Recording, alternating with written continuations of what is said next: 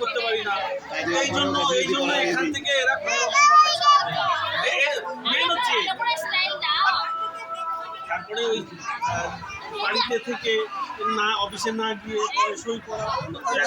একদিন পরে আমি সেটাও আমার বাদে আমি ওই জন্য পারি না বলে এরাও চাকরি চাইছে না। কত বলছি এই আরও চলে গেল আমি তাকে বললাম স্যার বিয়েলে তো সুপারভাইজারদের ছাড়ছি আর এমনি যারা অফিসে গেছিল ছেড়ে দিয়েছে। আসলে আমাদের ওখানে গ্রুপ দিলেও কাজ করতে হয় মানে একদম এটা বাস্তব কেউ স্বীকার করে থেকে প্রথম ভাত খেয়েছে এবার লোক লাগবে চলো এবার সব সিনিয়ররা যাচ্ছে ইলেকশনের আগে তো খুব বাড়াবাড়ি চাচ্ছিল।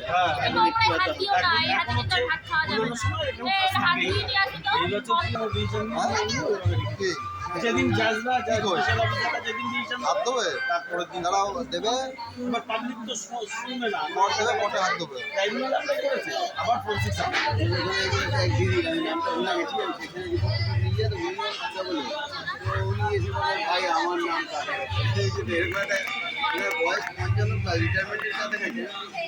আপনি এখানে সার্ভিস করছেন এসে কত বছর আগে বাদ দিলাম এখানে মিনিমাম 35 বছর কাজ করছেন এরকম একটা এমপ্লয় যদি বা এরকম একটা মানে নাগরিকের যদি নাম নিয়ে সমস্যা হয় বা তাহলে সাধারণ মানুষ তাদের কি হবে সামান্য